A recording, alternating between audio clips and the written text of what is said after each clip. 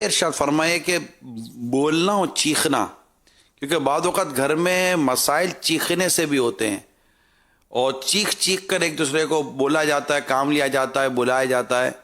تو چیخنے کے تعلق سے آپ کیا رہنمائی فرمائیں گے کہ ماں زیادہ چیخ رہی ہوتی ہے تو بہنیں چیخ رہی ہوتی ہیں، چھوٹوں پر چیخ رہے ہوتے ہیں، اور بعض ایسے بے ادب لوگ بھی عموماً پائے جاتے ہیں کہ وہ اپنے بڑوں پر چیخ رہے ہوتے ہیں.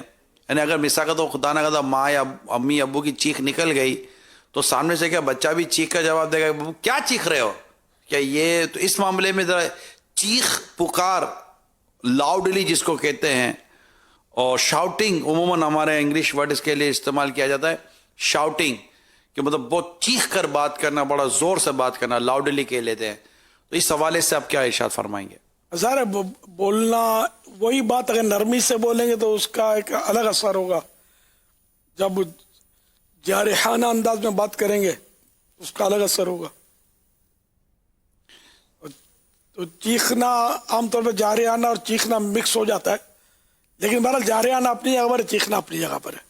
تو چیخ کر بات کرنا تو ویسے سنت بھی نہیں ہے، اور قرآن کریم میں چیخنے چلانے سے کو گدھے کی آواز سے تشبیہ دی ہے. جی، گفتگو میں جو چیختے ہیں اس میں بعضوں کا شرمندگی یوں بھی ہو جاتی ہے کہ کوئی شخص جیسے کہ اپنے کسی جگہ پر بیٹھ کر یا اپنے کمرے میں بیٹھ کر آواز دے رہا ہے، زور زور سے کسی بھی گھر کے فرد کو بلا رہا ہے، اور وہ جواب نہیں دے رہا، وہ چیخ چیخ کے بلا رہا ہے، جواب نہیں دے رہا. حضرت خود اٹھ کے تو آ نہیں رہے.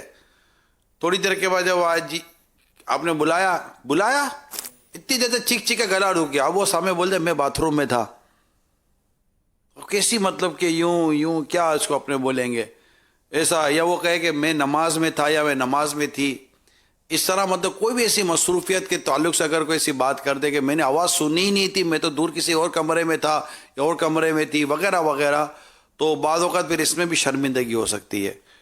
فون کی گھنٹیاں بجانا، دروازہ پیٹنا، بیل ڈور کو چوں چوں چوں چوں چوں چوں چوں چوں چلتی رہے. بیچارہ وہ ابھی نماز اس نے شروع کی ہے یا بیچاری نے شروع کی ہے، اب یہ کیا کرے؟